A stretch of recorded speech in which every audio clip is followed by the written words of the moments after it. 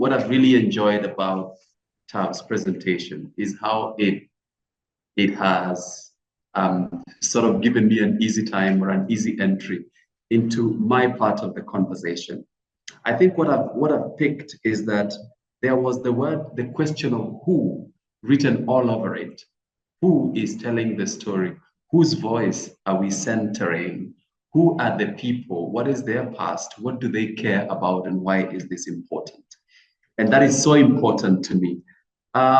Because for me, the story is science will never matter until it is about people.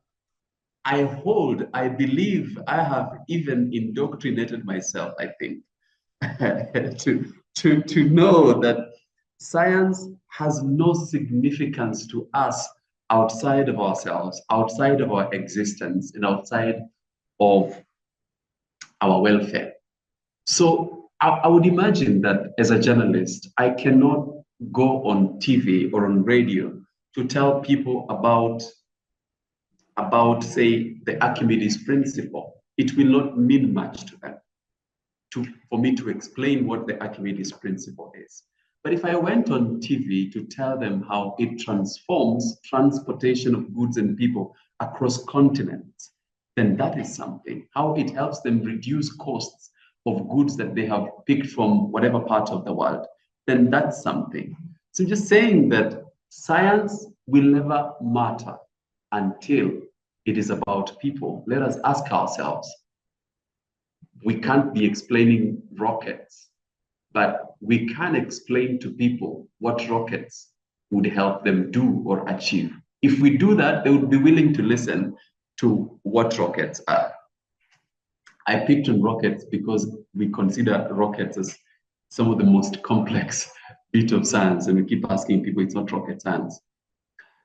So now, what Tav has said is also important to me because I was born in a part of the world where for a second or for a long period, let me say, we felt that the government and everybody who was trying to protect nature thought about nature, plants and animals and trees as being important or more important than the people who lived there. My village was so rich in biodiversity. In fact, I will tell you, I ate so much, as much wild fruits as I did wild animals when I was growing up. There was enough of it. We were not competing with the lions. There was enough of wild animals. And this sounds really wrong, but yes, I'm giving you the true picture. What I remember is that it was common for boys and men to build shacks in maize plantations, especially towards the harvesting time when the crop was almost ready. And then they would light fires at night to ward off the wild animals. The place was so rich. It was forest all over, and the land was fertile, and there was plenty of rain. If you go to that village today, it is a pale shadow of what it used to be. Now, initially, we're just thinking, we don't see the animals anymore. They don't come this far. They don't get to our homes. We don't see the antelopes. People don't talk about leopards having been spotted or seen anywhere. But then later on, we realized we were also losing the productivity. We were not seeing the fruits. Our crops did not, our land was not as productive as it used to be. So then we realized it was not just the animals that lost their habitat. It was also us losing. And then it hit me that nature belongs here as much as we do. And we belong here as much as nature does. What we call nature, because we are actually nature. But sometimes when we say nature, we actually mean animals and plants. But we are nature. We belong together and we coexist. And I just asked myself for a second, if the messaging was a bit different and they looked at us, the significance that we would draw from nature, for lack of a better word, and then told us about this being significant to us, perhaps we would have been the champions of protecting nature.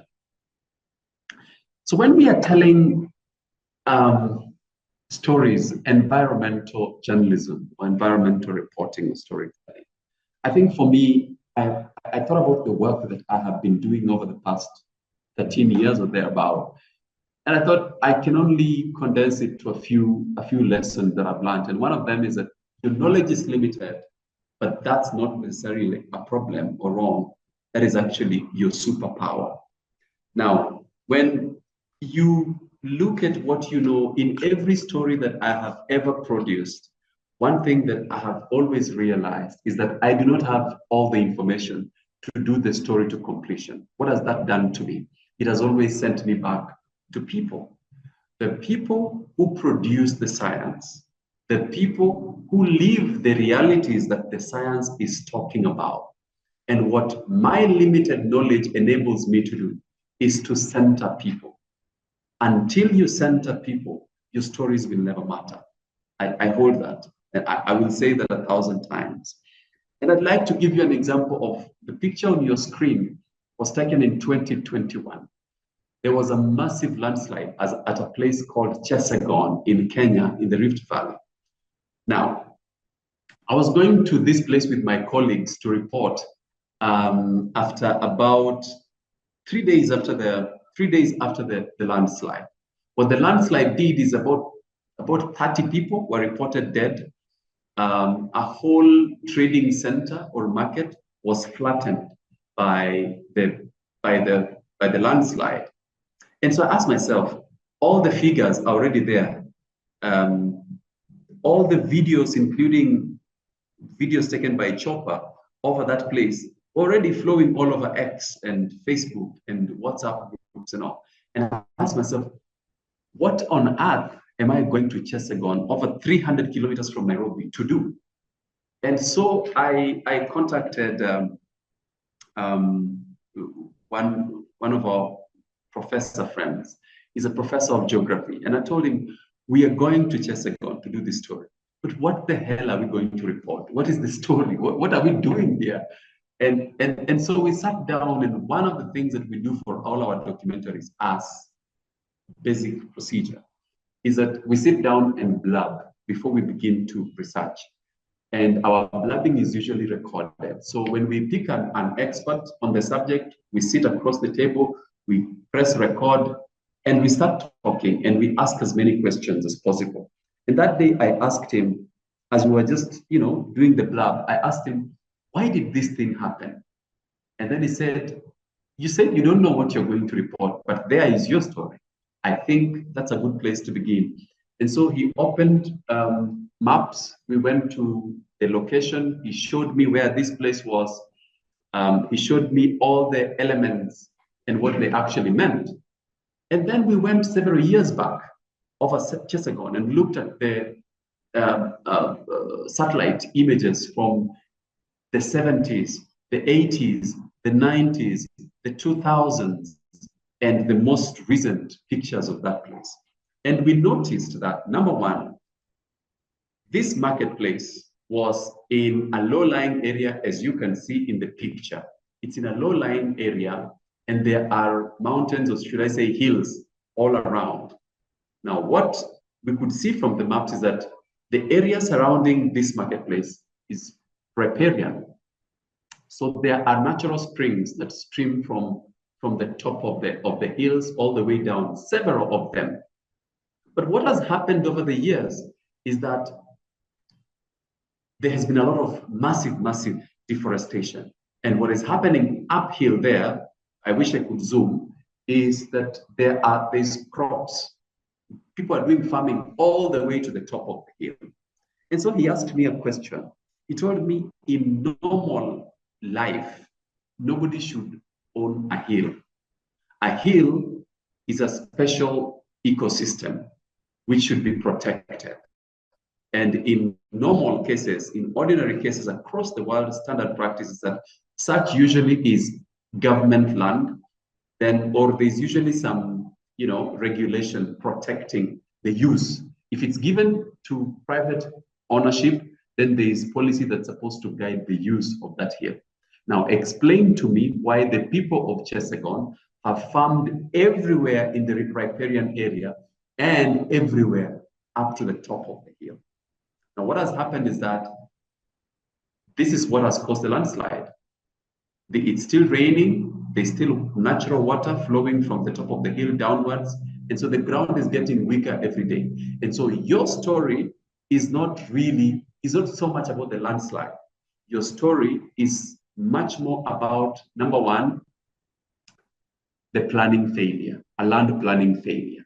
So we have failed the people of Chesagon because we have failed to have a land policy in Kenya that defines how land should be used. And therefore, the people who are initially looking at the landslide as an act of nature in which they are helpless, were now seeing this as something in which, as a problem that could have been avoided. So knowing that your knowledge is limited is your superpower. Go to people, center your story on them, you will discover things you have never discovered. And really, they're the ones telling the story. I've also learned that I have so many stories to tell, but we don't have so much time. So I've also learned that stories are layered, stories are multidimensional. And because of the multidimensional nature of stories, you will always find something that matters to different segments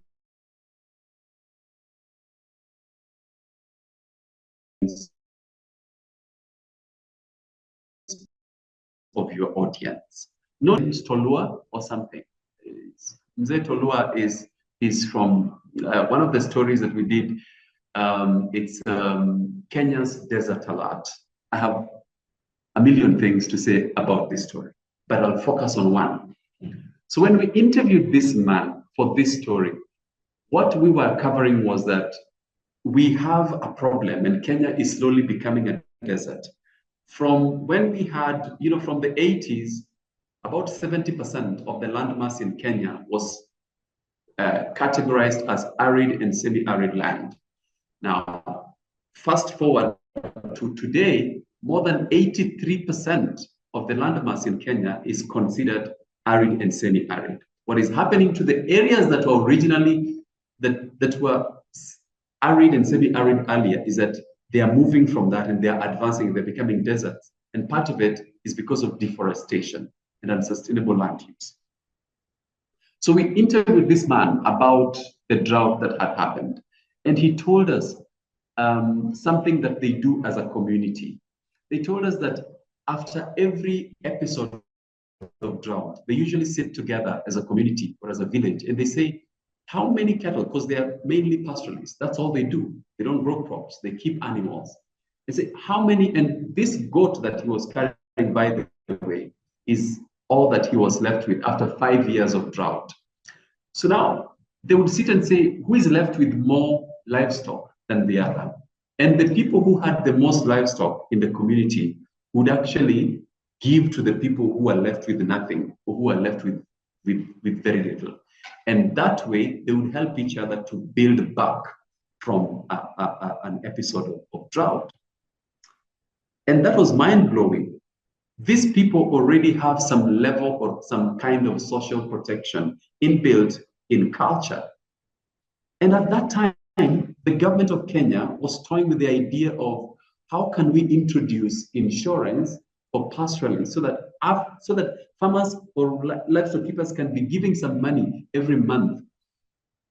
And when they now get into a problem like there's a major drought, we are able to compensate them for the livestock that they have lost. If I told that story that way, if I came to Kenyans and told them that the government has this program that they're doing now, that they're rolling out now, that if you give some money every month, then in case of a drought, like what is happening now, then they could compensate you. They would say, I'm an idiot. I mean, even I wouldn't believe that story. But if I approached this story from what the communities are already doing, their level of insurance, and explained that even their own social protection structures have been stretched, and now we need a new dimension, we need new thinking, then trust me, it wouldn't just be the government. and policymakers would be interested. Even the private sector would begin to listen to that story as something that matters. And then, you know, I have made a habit of, I just enjoy talking to people, especially strangers, and asking them questions about their lives, how they live, what they fear the most, what they dread. And I'll tell you, please talk to people, because stories lie in regular conversations. Some of the greatest stories that will ever be told, the most impactful stories that will ever be told, they lie in the lived realities of people you have never met, or you have never, or maybe you have met but have just never dared to speak to. People always want to speak. Trust me, I have proof. They always want to. They always want to. They always want to speak. Sorry. Yeah. Something interfered with my. Yeah. People always want to speak. So make it a habit of speaking to strangers. And the whole point, this picture that is on your screen, this is how the documentary Kenya's Desert Alert was begun. We stumbled upon herdsmen who had actually built a home in the heart of Nairobi's industrial area. And they seemed like they had lived there for a while. So I thought, this looks weird. Let me go and talk to them. I spoke to them, and I entered there around 5 p.m. to just have a random conversation. I ended up leaving that place at 10 p.m., having had dinner with them. And what I learned was great. It's about discovering stories in some of the most ordinary places that you'd never imagine that you'd find the story. And then what happens next is that some of the most profound scientific discoveries will actually find their wings on the stories that you discover, on human experience. Now, when you go to speak to the scientists about what these guys are facing, they will reveal to you some of the findings that they have done, and works that have never found or seen the light of day will begin to see the light of day because you discovered a human experience that you can attach to it. My final thoughts would be to share with you some of the most important questions that I believe I have ever asked in my career. And one of them is ask why. So this happened. Why did it happen? And number two, your perspective of the story is not always the best perspective or the only perspective that exists in the mind of your sources. What do I mean? Sometimes I'm going to tell the story of this drought. So what I do is, after I have asked all the questions that I need to ask, I usually turn back to the person and say, so I've asked you everything I wanted to ask you. What do you think I should have asked you, which I did not ask you? Many times, your source will want to only fix themselves to the story that you want to tell. So they will say, I think, for example, if you're talking about this glass, they say, I think we've said everything there is to say about this glass. So many times, in fact, over 90% of the time, they will tell me, no, you've asked everything. But I usually insist. And in fact, sometimes I ask this question this way: what story do you think we should have told as opposed to this one? You will see amazing things that you never even imagined. What I will say is, it's always about people. Until it is about people, you're not doing anything. Thank you very much.